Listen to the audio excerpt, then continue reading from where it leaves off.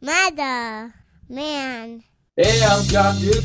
I'm Chuck Labossiere. I'm Derrick Kroll. We're Immortal Possession, and you're listening to Murder, Metal, Mayhem. Spreading faster than a case of the clap in a trailer court. Able to shatter eardrums within a 666-mile radius. A podcast more brutal than all the rest. It's Murder, Metal, Mayhem!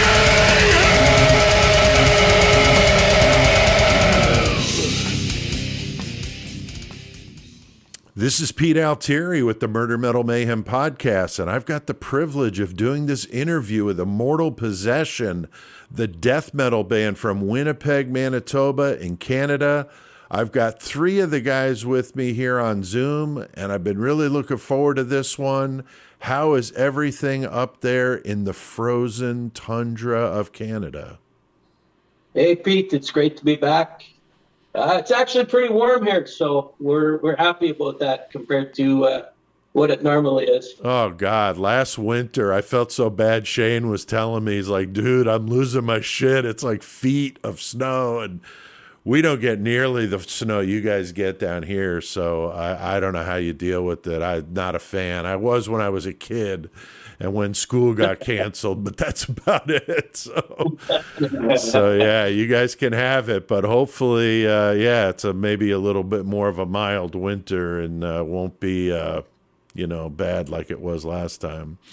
All right. Well, John, you did the interview with me last time when we did your other project, Votov, and we're both bass players. So I thought I'd have you kind of go around the horn, or if you guys want to take turns and say, what you do in the band, and then mention your other band member that's not in the video here with us. Okay. Well, I'm John Duke, and I play bass. Awesome. I'm Chuck Labossiere, and I play guitar, vocals, and I record and produce the albums, do the videos. Oh, very cool. Very cool. I do. And the artwork and all that for the disc. Yeah. Really? Wow. That's impressive, man. I was going to say the artwork is killer. I forgot to mention it in my review. But I love the cover, dude, with the Mort safe. We'll get to that. I'm anxious to talk to you about that. Sorry, Derrick, I didn't mean to step on you over there. Not at all. Yeah, I'm Derrick. I play drums. I record my own tracks, my own home studio here. Oh, cool. The house that I'm in right now, and that's my role in the band. And the missing guy is Lee Arnone, and he's a rhythm guitar player, and he lives in a different province. Thunder Bay. Yeah, and he just had some surgery too, didn't you say that, John? So he's recovering. Yeah. So sorry he couldn't make it, but thanks to wanted to mention him, of course. Now you guys are definitely old school death metal. I was surprised to see that you started back in '89 because I'm an old schooler too. So that's how I go back. I started playing bass in '84. But, I like that, and I see that all of you, got your pedigree.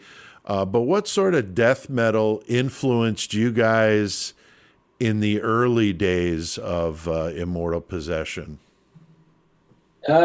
Stuff like Hellhammer, Celtic Frost, Possessed, and then Death, of course, Morbid Angel, Deicide. Right. The typical stuff, right? Yeah, like when we were starting out, we were like into the Possessed and the the Venom and all that kind of stuff, right? Oh yeah. Because it was heavier, and we liked metal like Priest and Maiden and stuff, but I personally heavier and more evil. So when that kind of stuff came out, I really liked it, and I liked the vocals especially, right? Right. And then, but then later on, death metal came out. Like people would say to me, "You sound like Obituary," and I'm like, "What's Obituary?" And they're like, "Oh, it's death metal band," or "You sound like Death." It's like, "Oh, what's Death?" And it's like, it's like, "Oh, okay." But I just want to sound like Possessed, pretty much, So. Yeah, I remember when Seven Churches came out, I was completely blown away. I was like, "Holy shit!" Nothing sounded like that. Nothing. And it was evil. It was Nothing very evil. Sounds like that, which is crazy. Yeah. What's that, Derrick? Nothing still sounds like that, actually. That's true, man. That's true. I did see Jeff Becerra was able to take a few steps with some artificial legs they made for him, so that's really friggin' cool. But I've dealt with him a couple different times years ago, and super cool dude. Guys, very nice. Yeah, so love Possessed for sure, and a lot of the bands you mentioned, John, same here. Big influences on me as well, but it was a different time. That's why, when I saw the '89 thing, I'm like, oh, that's cool, because I don't see too many bands that I talk to make me feel old as fuck. They're talking about they started out when such and such was going on. I'm like, holy shit, man! Like I got kids as old as you, so it's weird. It's weird. So it's nice to talk to guys that get it from the era that I grew up in. Yeah. So Chuck, I definitely love your vocals, and thanks. I like the fact that they're up in the mix. Yeah. Back in my day, I sang and played bass, and I always hated it when the band's vocals were kind of buried in the mix. But yes. What death metal singers? I'm sorry?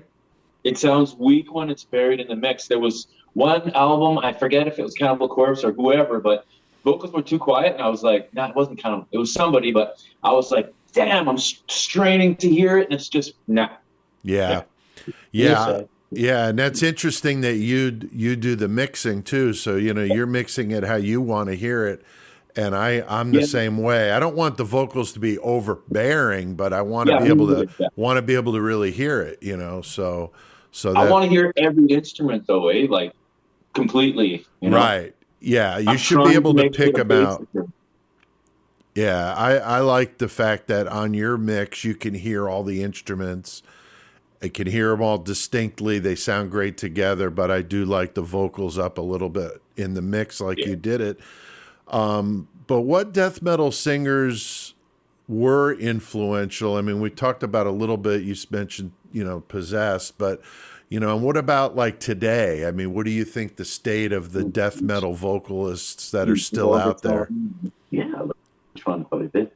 I don't really know too many bands, what's going on too much around.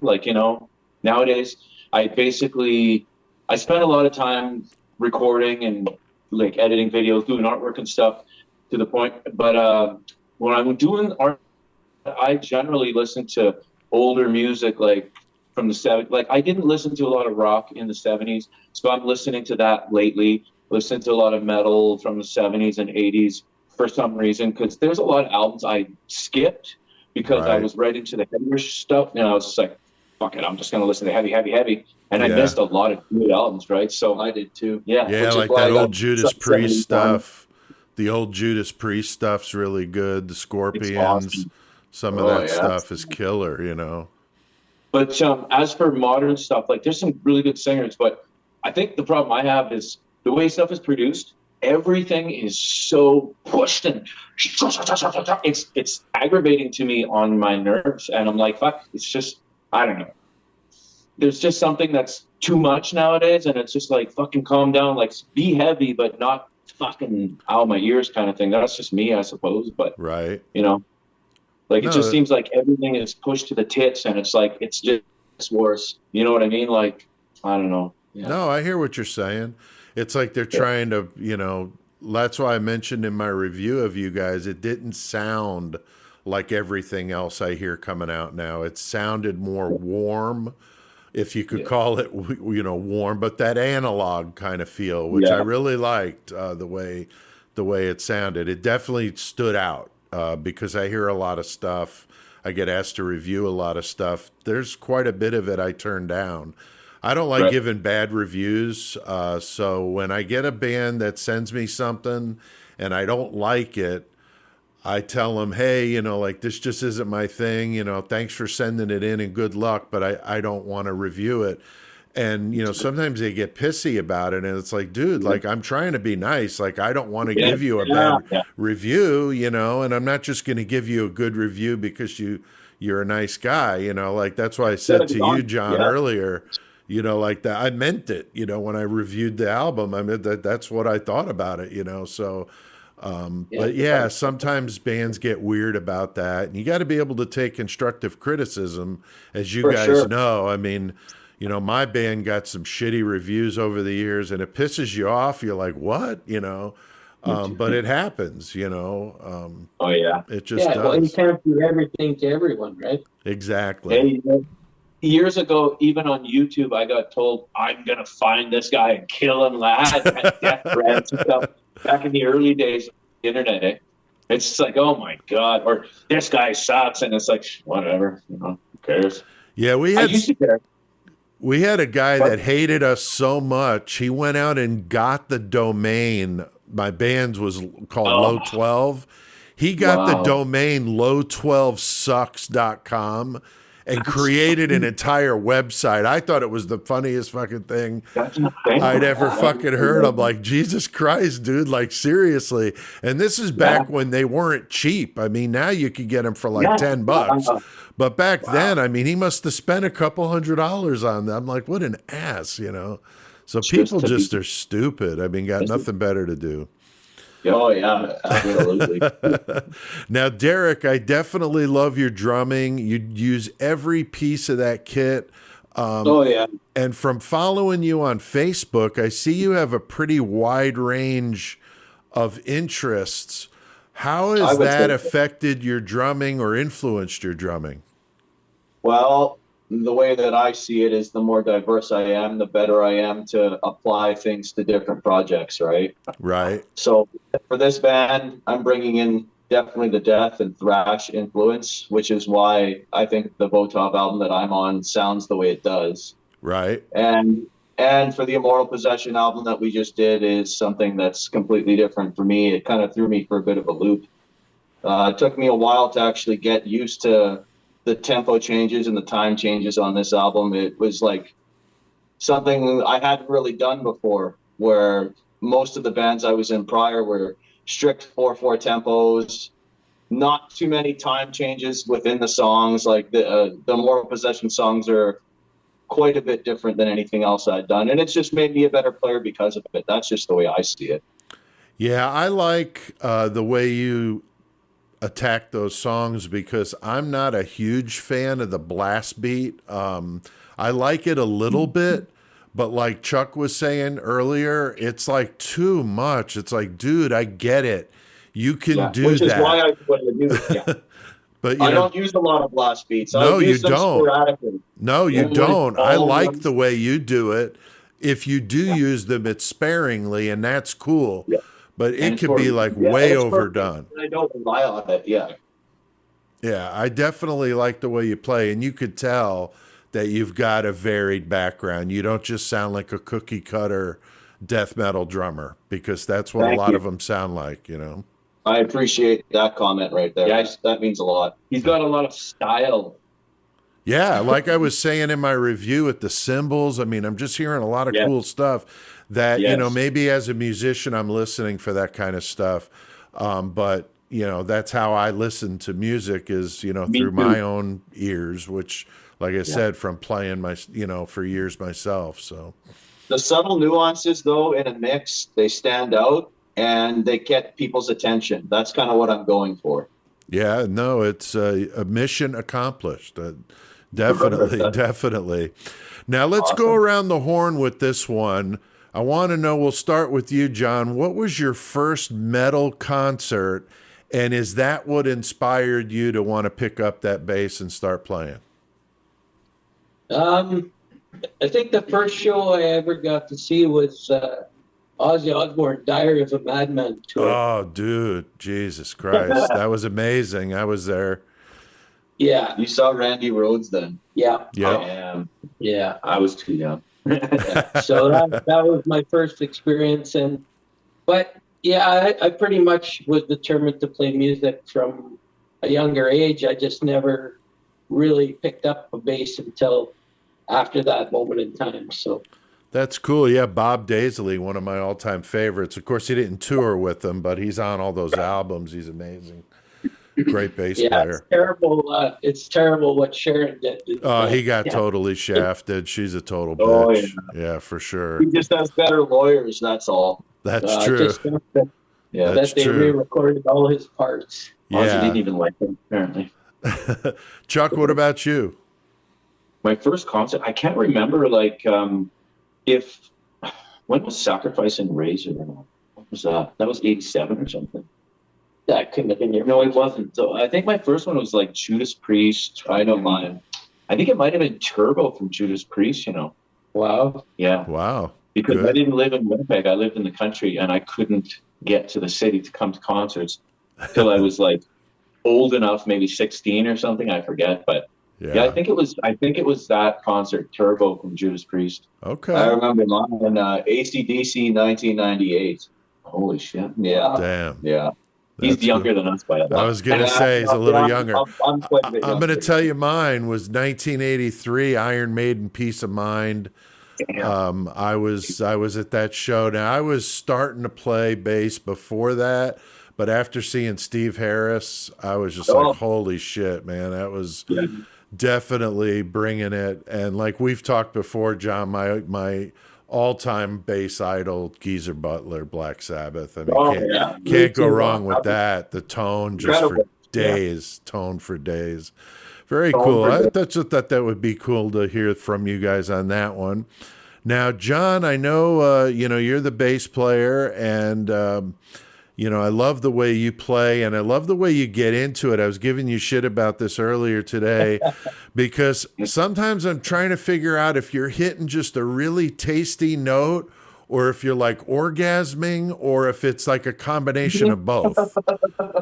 The faces are great, dude. Great. That purple vein in your head. But those pictures you recently posted, those were so amazing because you're looking at it and it's like, this like a dude is so into this. It's like there's no faking that. That's like raw emotion. I mean, it's amazing, really. Yep. I love agree. it. I love it, man. It's just cool. Thanks, man. Yeah, just letting it go and just saying fuck it, But it's awesome stuff. I love the pictures. I was giving you shit about it, but honestly, I thought it was fucking cool as hell, Yeah.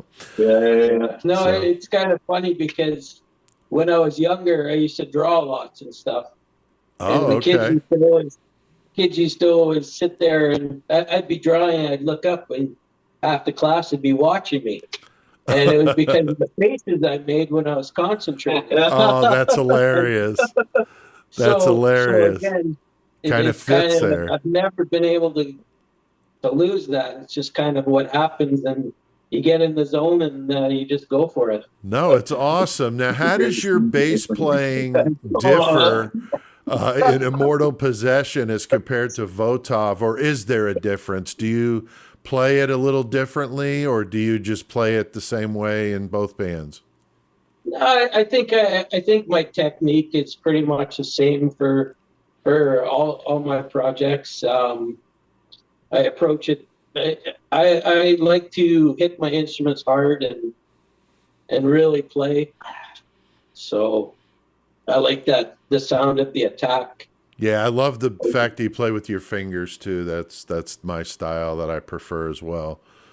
Yeah, it sounds awesome. You can really hone in on your tone when you play with your fingers, I find. I've played with a lot of different bass players over the years, and every single time, the finger pickers were my favorites. I don't know why. It's just, Yeah, I don't know. The first time I went to a real studio in the 80s, the sound engineer was watching me practice. And he's like, "Oh, you play with your fingers. We're going to have to change that." I'm like, "What do you mean?" And he says, "You guys always play sloppy." And I'm like, "Well, I don't play sloppy. I don't know what the fuck you're talking about."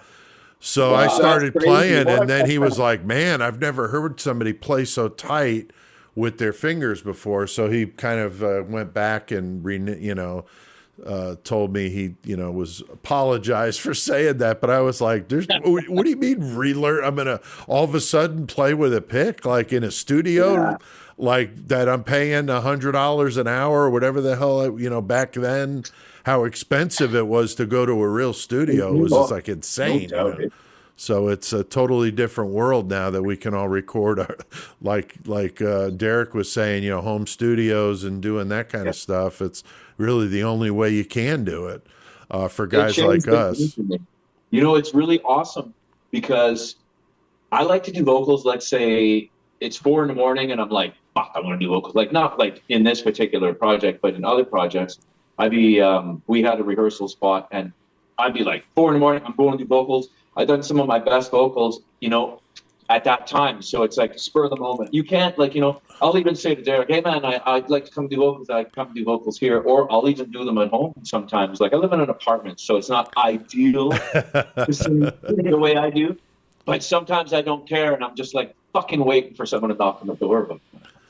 That's funny. Yeah, that's what's the nice thing about having this studio is I do.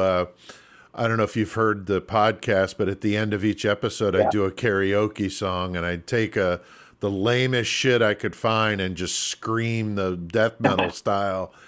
And, you know, my heart will go on. I mean, the most ridiculous shit I could find, I use it. And I could do it out here and scream all day long and nobody would care. But I've lived in like trailers before and places where it's not real conducive to that sort of thing. So I remember I had to tell my neighbor one time before I was tracking an album, dude, you're going to hear some fucking screaming and shit over there. Yeah. Don't think I'm like murdering my Yeah. family and So- call the cops, you know? Yeah. So it's all good. Don't worry about it. Hey, speaking of which, can I tell you a quick little story? Yeah. Okay, our friend Lenny Mill, he is where we recorded the original Immortal Possession album or whatever, right? And so he had a studio in his home, and I went there for another project I was in, and I was recording vocals. And then he told me, this is kind of funny, but he told me his young son was crying because he thought somebody was getting like bludgeoned in the basement or something. Eh? He told me that story. And I'm like, Oh, damn. And now it's we know sad, his but son- it's awesome at the same His son's time. cool. His son's cool. So His son is cool. Yeah. so That's but he was little, hilarious. so- That's so it's a pretty great. cool story though. Oh, I was like, that's- oh, damn. But I was really like, I was doing like, Doing the gutturals. no, I was doing highs like the Glenn Benton type of highs, like you know, like, and it was like I was like, Oh, freaking that's out. worth it. Oh, wow. No, it was a Serrated Scalpel song. Oh, was this right? yeah. So Yeah, whatever. when my son was like 6, I taught him how to start and stop to record. So when I was tracking, I didn't have to run back and forth. So he's like Nice. really little. And I was doing a karaoke song. I did the whole Grease soundtrack, which is pretty funny. And I did Grease Lightning, and he was timing it when I did the scream and Grease Lightning. It was like 20 seconds long. And he was hilarious. clocking it. And he was like, Dad, that was 20 seconds long. And I thought that was just funny that like, he had the wherewithal to think like that I was going to want to know how long was that scream, you know? So yeah, kids can do some cool shit, but that's funny though about he thought people were dying because Yeah, I know. kind of makes Wild. sense. Yeah, no doubt. Well, thanks for sending me your new album, The Resurrectionist. It comes out December 9th on CDN. Love CDN. I got some good releases from them. Got a CDN shirt that I ordered. I heard the whole thing. When I wrote these questions just once through, I've listened a couple more times, but which one of you guys wants to explain like how the album came about? And you know, I know that some of the songs or one of the songs is new, but the rest are from your past catalog of music. So how did this all come to pass? Like the reason why we wanted to put out the album. He's asking him. Yeah. Yeah. Like, well, There's a backstory to this with like we getting want, offers, right? well, people wanted us to put out our demos and stuff, like, you know, the original cassette demos and stuff. And it's like you said back then, like, you know, we go into the studio and we only had a certain amount of time and whatever. Right. And even my own personal skills were like, shitty back then and whatever. We learned so much through the years. So we really wanted to record the songs the way we wanted to hear them, like, you know, with better everything, like, you know, all the equipment's better at this point in time. And then, you know, the time to take to record, no rush, like, you know what I mean? You know, Right. that kind of thing. And we thought, yeah, it'd be like nice to be able to put out these songs because they're really good songs. And hey, why not? You know, we can do it. Yeah. It's our own stuff. So That's that's cool. why, you know, I believe we wanted to do it. And plus, it's really fun to play these songs and to perform them as well. So why not? We could do it. That's awesome. That's really cool.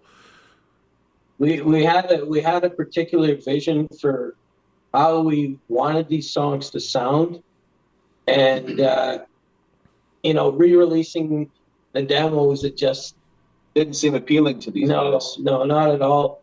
And to be quite honest, after hearing Derrick play and playing with him and everything, we were like, this is the guy who's going to bring that vision to life and help us make this the record that it was supposed to be 30 years ago. Right. And, that was a huge part of it. And then the other thing is, by coincidence, one of the guys that was asking us to re-release the demos was Craig Newman from CDM. And at the time, we were going up to Loud as Hell, and we had no product besides our first Votov album. And so we decided to quickly record a 3-song demo, and we made 100 copies, and we basically used it 2 ways. We were selling it at Loud as Hell, and then the rest of it we were using to shop around to try and get a manufacturing deal. And so that's how the Immortal Possession contract. So basically, at the time when Craig had contacted me, we spoke and kind of left it at, we're not really interested. But then after a while, I thought about it, and I was like, hey, this is an opportunity. Mm-hmm. Right. And I called him back, and I was like, hey, how would you like to sign 2 bands? And Very cool. kind of worked. He signed Botop first. We put out IXXI. And then a few months after that, he signed Immortal Possession, and he just kind of said, take your time, get the album when it's right, get it out. And so it all worked out perfect. That's killer, man. Yeah, it's I love the DVD, that I bought from you with these songs on it. You guys did, and you put that together, Chuck. That was really well done. Yeah. I love the GoPros. The way you guys did it was really cool. Yeah, we had a buddy of ours that did. The guy who runs the cameras for the mass murder video and all that. He's a friend of ours, Dylan Bailey, and he came in for that particular night because we needed to. A couple nice camera angles. We wanted some good cameras and some more camera angles. You know what I mean, to work on. And for that, I don't know if you know, but for that, we actually did the whole set twice in a row. Yeah. And I ended up choosing every song from the first set other than one song I used the second take. So they're all one-take wonders, just so you know. Live off the floor in the studio. And when we did the first run, I was like, big smile. I was like, oh, I'm good now. Yeah. Now I'm like, I don't care if we make a mistake. It doesn't matter. We did quite good the first round through, yes. Yeah, that's killer, man. I love that DVD. That's friggin' It's a lot of really pressure, good. though, because you have to perform well. You have your camera guy with you, right? Right. Yeah. That's true. Yeah, you can't make a mistake with the camera guy right there. No, you can't. Now, funny. Derrick, CDN has some really good bands. How did you guys, John said that, you got a hold of, or Craig got a hold of you guys about doing this, and how has it been working with them so far? So far it's been good. We're just kind of in the promotional cycle for Mortal Possession right now, so there's lots of work to do on our end still too. And yeah, no, it's been good so far. Good. It's with the IP stuff. It's this time around he hired Metal Devastation PR. Yeah. So we're already starting to see some results from that. So that's great. We got some new likes on our account ever since we got the video out there too. So any sort of promotional use can very much benefit the album. Oh yeah, definitely. Well, that's good. Yeah, he seems like he's, gets the word out. I follow CDN on Facebook and stuff, and seems like, just a good constant drip of what he's got going on. It's cool. It seems like he's behind it, with the releases. The Corrosive album, which I love, the new one. Yeah, Seems like great. they're getting some good traction with that. So Yeah, and he's got really reasonable prices online too. If you he go on his really website. does. Yeah. Yeah. I mean, I bought a It's one of the- shirt. one of the I'm a shirt addict, so I bought a shirt. I bought one of your Votov shirts too. So I like supporting the bands, when I can. Even though I know the shipping is brutal, for me to send like my books up to Canada. It's like, oh my God, I hate to even tell a guy how much it is, but it's expensive. So I get that, Yeah. but try to help Shipping when I with can. Vancouver is not bad.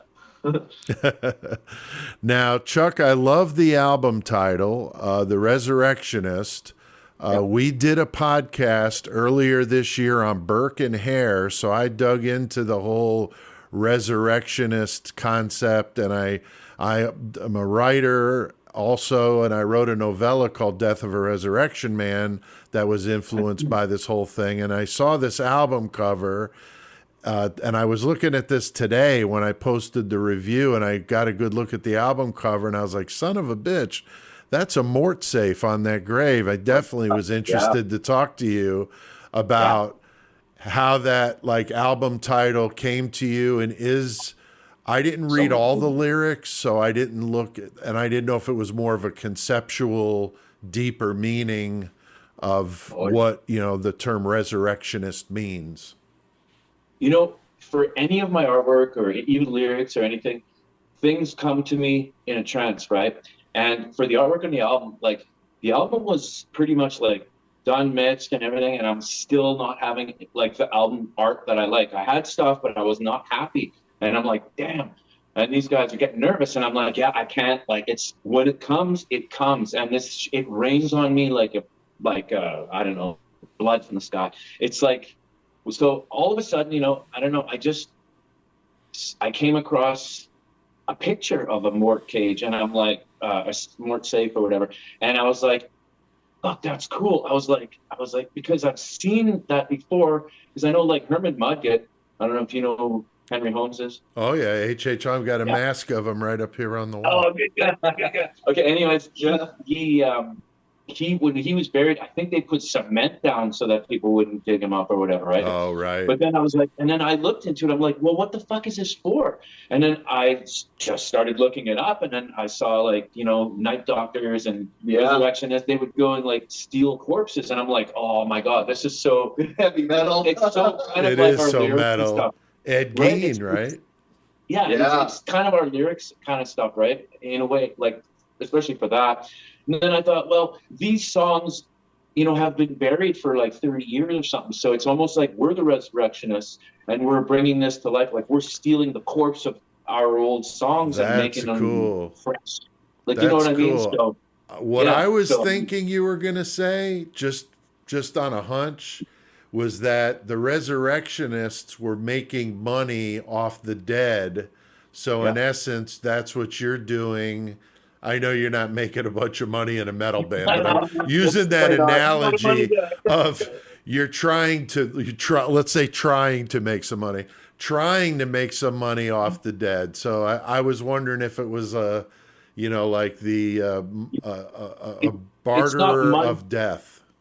It's not money that we're making off the dead. It's more like spiritual energy that we're like releasing. We're taking something that was created in the 90s, right? In the early 90s, and what it meant to us, and the feeling, like, when we play and all that, it's like that feeling and all that. Like we get to bring that up, like resurrect it from the grave almost, and just like cool. And deliver that still once again. And it's like, I love it. Like I fucking love it. Like John says, when we rehearse, he calls it church, or this is our church. And I'm like, yeah, it is. This is our religion. Like, it makes me spiritually cleansed when we fucking play a set, I'm like, yeah, that felt good, Right. Now I don't get road rage or sidewalk rage. Favorite day of the week. Yeah, that's Sunday. right. Spin day. Sunday. Yeah, that's perfect. No, that's cool. I was curious about that, but yeah, I love the whole Resurrection Man theme, and like you said, the grave robbers, and the Burke and Hare story is really fascinating. because they just decided to do serial killing instead of digging up the graves because it was easier. Yeah. Yeah. So, John, I love the video you guys did for Mass Murder. You guys have already mentioned that. Are there going to be some other videos that you guys are planning to do? Yes, there's going to be a lot. We filmed 3 videos on that particular day. It was a full day of shooting. Full day shooting. So we got 3 videos that are going to look similar, but at different locations, like quality-wise with the camera, really nice cameras, right? And but we also have plans for a couple of other videos, which will be like studio video for a certain song, which we're going to feature all the lead guitar players because we got lead guitar players on this album, right? Yeah. And then we'll have a couple of lyric videos with animations probably at some point, just to, Yeah. put it out there. Very cool. So, Yeah. That's great. Expect a lot. Expect a lot from for us. sure. Yeah. For sure. There's probably going to be a video coming over the winter for Waltz of the Corpse as well. Oh, Oh, yeah. I love that one. I love the way that starts out. Concept video for that plan. So Yeah, I love that one the most. When I watched your DVD, that was the standout track I liked the most. I love the intro to it. I was going to use it for this interview, but I was afraid with that long intro that people might be like, "What the hell's this?" and not listen to it. And I didn't want to chop the intro. So I thought, let's just pick a different song. But I love that song. I didn't know if the intro was too long for playing it as I wanted to play it. So, You know that song almost didn't make it on the album. Like, Really? we recorded several songs to put out 2 albums at some point, right? Like, but I wanted to make sure we chose the right songs for the first, release. I'm not done for the next album. Yes, you are. And so it was supposed to be Eternal Morbid Dreams, and then Waltz of the Corpse. I just fucking loved it, and I'm like, damn, it sounds so good. I want this on the album instead. So I did the old switcheroo, and I told these guys, I have to, because I'm obsessed with stuff, and it needed to be that way. no, I love that song. I love the title too. It makes you want to go, what the fuck is that about? Yeah. So, any tour plans for 2023, guys, with anything in mind? yeah, for sure, we're going to be trying to do some Canadian dates, hopefully in the spring out west. We would love to go to Europe, but Has to be the right time and the right offer. Yeah, it's tough. It's tough. It's not cheap. I mean, the States would be awesome too. We're always getting asked to play in the States and stuff, but the cost of work visas and everything else, Yeah. It makes it almost impossible. We got to dip into our own pockets mega, like just to tour, Right. well, the thing is too, you're not guaranteed, even if you have to a recoup work, any of it. No visa, you're not even guaranteed to get into the country. So Right. you could set Wow. up a whole tour, Yep. and they could, at the border, they could go, no, we don't think we want you to come into our country. And then you're Wow. fucked. The work visa is like $1,600 or something, right? Holy shit. Yeah, Wow. So each guy, like we. And can't, that's like, before we even play shows or pay for gas or pay for flights or Wow. fucking Or what- equipment rentals or whatever, right? Yeah, if you ever I got to think the Chicago, I'm about 2 hours south of Chicago. So if you ever got down that far, but that's crazy. I could see why it would be very cost prohibitive. I was talking about this with Corrosive, and they were saying they didn't bring up the work visa thing, but same thing about how expensive it would be to tour. So I get that totally. But what about bands that you guys have been listening to lately? Whether it be local or just a band that maybe you like that you think people don't know about. John, any? Gorgatron. What's that? Gorgatron. Gorgatron. Rottenness. Deatherist. Love Deatherist. They're going to be Stench of Death. Stench of Death is awesome. okay. Yeah, I like that new Deatherist album. Actually, I was going to feature those guys here coming up in one of my next turns. Oh, Yeah. And hey, Tribe of Pazuzu with Nick. Yes. Yeah, I've heard them before. They've got a new one coming out soon. Nihilist Death Cult, Nick's other band. Okay. Yeah. Good It's stuff. awesome. Yeah, I love asking this question because I'll go back and listen to this and write these down and then go check them out. I know I've heard about what's that? Dusk Walker is another one that's I really like. They're Duskwalker. from Okay. Ontario. Dusk Walker, yeah. Deathwalker. Okay, cool. Dusk Yeah. Walker. Okay. I have nothing to say about it. I learned about some good ones. Schizophrenia, great band. I've been digging those guys. I interviewed them. Corrosive, I heard about for you. In Malice's Wake from Australia, great band. Death thrash band. Nice. A lot of really good ones out there. Deatherus. Hey, Pete. Yeah. Have you ever heard of this is another CDN band, and you probably saw it if you were on the CDN webpage. You're into thrash, right? Yeah. What about, have you ever heard of Howler? I saw, I think, something like Check an them out. advertisement, but I haven't heard them. Are they good? Yeah, I think you would like them. If Derek likes I'm a big thrash guy, like huge into the 80s thrash. You Right. would love Howler. They Okay. got ripping solos and just good thrash riffs, man. All right. Cool. Yeah. What about, have you ever heard Skeleton Pit? No. Really good No, you thrash mentioned band them from last Germany. time. I did check them out. Germany, I like eh? them. Huh. Yeah, Germany. German thrash. They're killer. I like Skeleton German. Pit. They're a 3-piece. They're really good. And Nice. Schizophrenia I really like. And In Malice's Wake and Harlot from Australia are really good bands. Nice. So yeah, just to share a few with you that I've been stumbling across myself. Let's see. What about social media stuff? Anything? I mean, other than Facebook, we had a Facebook page that got fucking taken down by those pricks, and now all we got is the Facebook group, and we've now kind of got our murdermetalmayhem.com page up so that we didn't have to be, censored of what the hell we say. So That's crazy. we're trying to do that. Yeah, they no explanation. Just all I knew it was a post from a year ago. A post from a year ago. They just decided to suspend the account, and then it's suspended indefinitely. So It's happening a lot more across the board, yeah. Yeah, It's crazy. it Censorship is real.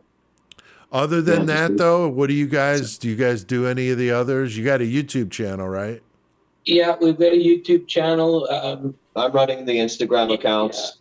He's got Okay. Instagram accounts for both Yeah. bands. Cool. We're going to be on all the streaming sites. Great.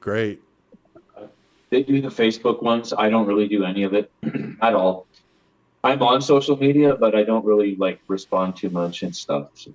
I'd like to maybe look into getting a domain name and doing a web page, but again, it's Time, money. and I was shocked because I used to do web stuff back in the day and like HTML and shit like that. So I was a hack artist. Nowadays, they're all templates. So, I mean, I was able to go check out the Murder Metal Mayhem page. I did that myself with virtually no guidance whatsoever, and it was pretty easy. okay. So let me know if you want to do that. I can maybe steer you in some directions to help with where it's not that much, because I didn't want to break the bank. Where it gets expensive is the commerce. And I set up a web store where I could sell up to 5,000 products. So, but I'm using it for both my writing and the podcast, a joint web store. So That's awesome. So yeah, so it's working out pretty good. And seeing some sales. I'm trying to improve, but it's tough, man. There's so much competition, and everybody's doing shit like for the writing stuff. I mean, Kindle and people are selling stuff so cheap. I don't know how you make any money doing it. It's too bad. yeah, it's kind of like the same thing with streaming, right? Yeah, the streaming stuff is ridiculous. Band's playing for free, yeah. Yeah, I had somebody, you guys will get a kick out of this. Somebody I ran into that was asking me about my old band. He's like, man, I seen you guys on Spotify. You ought to be rolling in that cash. I'm like, dude, are you fucking kidding me? I said, you have to listen to an album this is what I've been told, 75 times from front to back to have the equivalent of selling one CD? And how many people, I don't give a shit how much you like an album, can you honestly say you've listened to 75 times front to back? I mean, I don't think a small handful, right? If even Yeah. that. It's ridiculous. Yeah, I mean, you got to be just some mega star to, make any money on the streaming stuff. But streaming, you don't make money. The No. only thing streaming's good for, It's exposure. just to get Right. people to hear your music. of course, And then if they like it, hopefully they'll contact you and buy a disc. I've never, and I'm proud to say this, I've never been tethered to iTunes or Spotify. I have raw CD and files, and I have a lot of vinyl, and that's the way I do it. I don't want to ever put money in the face of iTunes or Spotify. yeah, I agree. I use Bandcamp a lot, and what I do because I like it for the podcast is I pay for the digital download, and then Yeah, I I like have the that. high quality MP3s to play on the show. Yeah. So if I just rip them off the internet, they don't sound nearly as thick and as good. So I don't mind Nope. plunking down the money. It helps the bands. I try to do them on the Bandcamp Fridays when the band gets all the money if I can. I That's a can't good always thing. do that, but I try. So Yeah. yeah, I mean, we all got to kind of do our part, but I definitely make up for it in concert shirts. So I spend a lot of money on those, and I do enjoy collecting them. All right, now I got to ask this question, and John, I did this to you in our interview we did. I tweaked this a little bit of all Canadian, and it's a staple in my interviews I do here for Murder Metal Mayhem. But if you guys had to pick one of the following to be trampled to death in an Immortal Possession mosh pit, and I'm going to go around the horn. I'm going to start with you, John. You got the choice of Justin Bieber, Drake, or any member of Nickelback. I have to go with Bieber. Oh, me too. Bieber, Chuck, what do you I think? don't think Nickelback that much. I have to go with Bieber just because of the whole Tim Hortons alliance and all that stuff. But I'll Yeah. go with Bieber because his name is Justin, just like Justin Trudeau. Yeah. So that's the only reason. That's the only reason. That's hilarious. My original version of that question, because I knew from watching you on Facebook, Chuck, I was going to say the politician of your choice. And I thought, you know what? I always try to stay away from politics on anything I do because it's fucking ridiculous. I don't even watch professional sports anymore because I'm so sick of it. So It's crazy, right? Hey, that's why I mock it, though. You got to understand. I mock pop culture. I mock memes. I make memes that are memes. no, Like, your it's shit just- is hilarious, dude. Thanks. It's fucking great. I laughed my ass off. laugh Some of all it the I don't time. understand because it's like, Canadian issues, some of the stuff. Some of it I know about, some of it I don't. I completely tune out. My wife is usually the one who I'll hear, oh, did you hear about this? Like, no, I didn't even know that happened. And I'll check it out, but I love the stuff that you post. Yeah, straight up. I love the stuff that you post. That's really great. Thanks, bro. Me all right. Now, I know how you Canadians are with poutine. Now, the first time I heard that word, I thought it was like a pussy reference. You know what I mean? So I didn't know what. Yeah, exactly. So I'm like kind of laughing. I think Shane brought it up when we had him on the podcast, and I'm like, poutine, what the fuck is that? And then I'm Googling it, and I'm like, oh, shit, that looks really good. So for another Canadian episode, I think we did Leger, I made poutine. I ordered the mix off of Amazon from a Montreal-based company that's like a chain out there, and I bought the poutine mix. Of course, living in the Midwest, cheese curds, not a problem. All over the place. You know what I mean? So I came pretty close, I think, and it was really good. I really liked it. So I got to ask you guys, how do you take your poutine? Because I know it's different. You could put different stuff on it. Derrick, what about you? Are you into it? Do you I like know it? This This guy guy here, My favorite food. he pretty much eats it every day. I love it. Really? I take it intravenously, actually.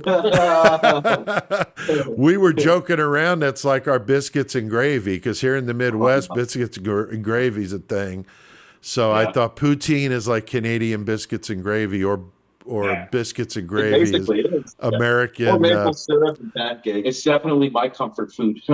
So, but do you Love it. put anything on it that's weird? Because Shane was telling me Oh, there's yeah. like all this, like you I could do do all a sorts of veggie, things. you could do whatever. Oh but- man, Sour cream you sometimes. can or do what? so many things, man. Like I would like to put like crumbled bacon, and then I like to put feta, parmesan, and like Oh wow! cheese curds, and like I like to do all sorts of stuff, man. You could even put like, there's so many things you can do. Like Now my question, Chuck, since you're obviously an expert, I'm not.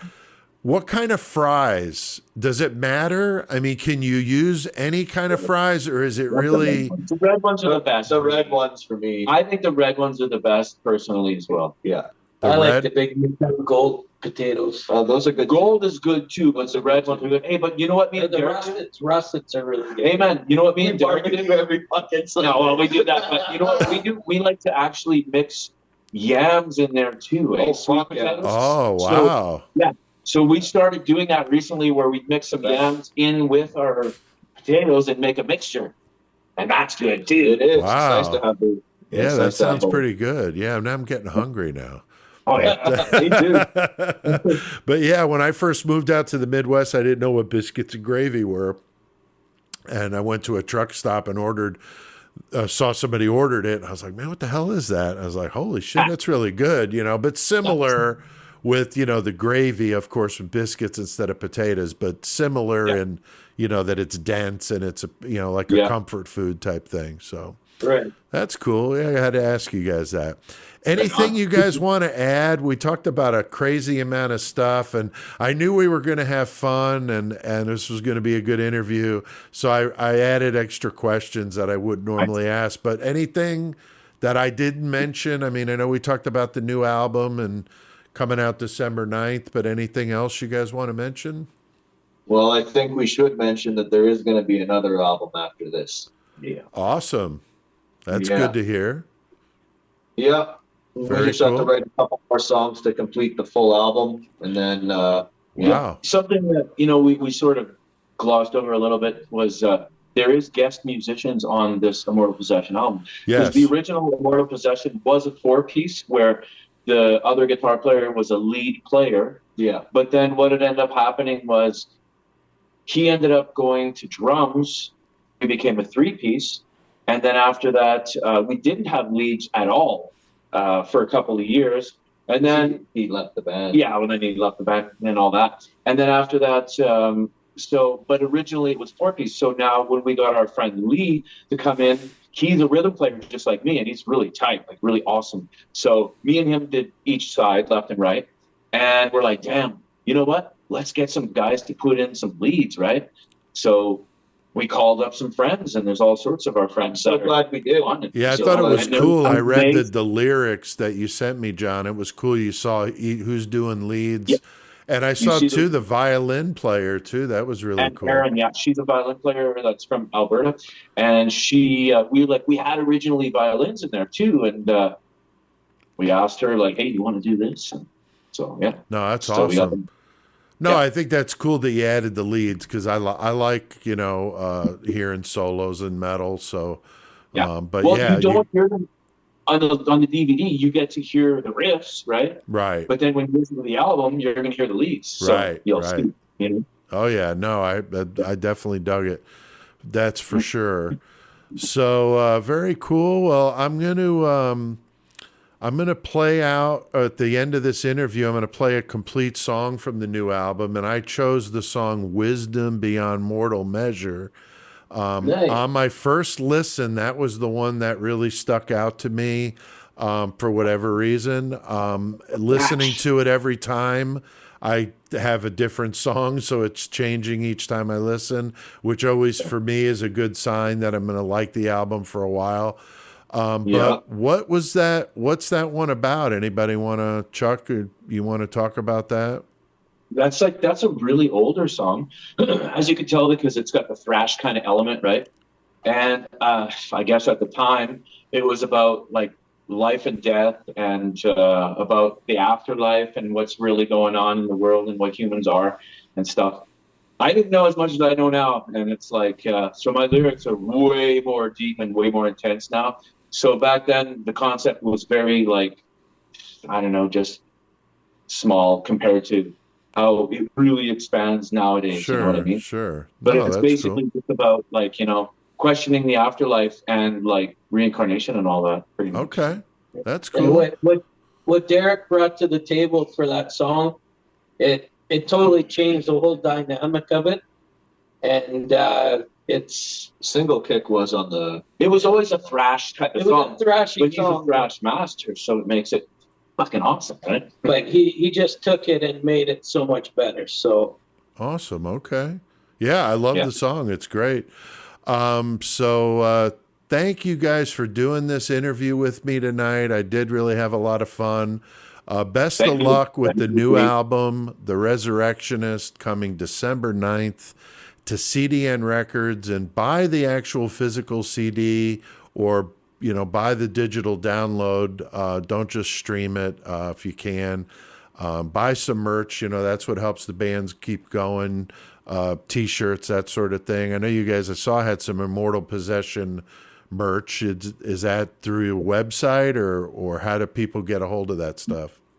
just basically by contacting me through Facebook or any of our Okay. social media. I'll link to you guys in the episode description, so that you guys listening or watching this, go down to the episode description. I'll link to these guys so you can buy their merch. That's how you can keep these guys creating great music. So thank you guys, and definitely keep in touch. And you're always welcome here, John. You're I think the first one I've interviewed a second time around. So Nice. you're breaking new ground here, Murder Metal Mayhem. So It was a pleasure, buddy. Yeah, awesome, man. Well, thanks, guys. Horns up from the Thank you. U.S. And Cheers, best Pete. of luck to Rob, man. everything you're doing, man. Thanks, same to you, buddy.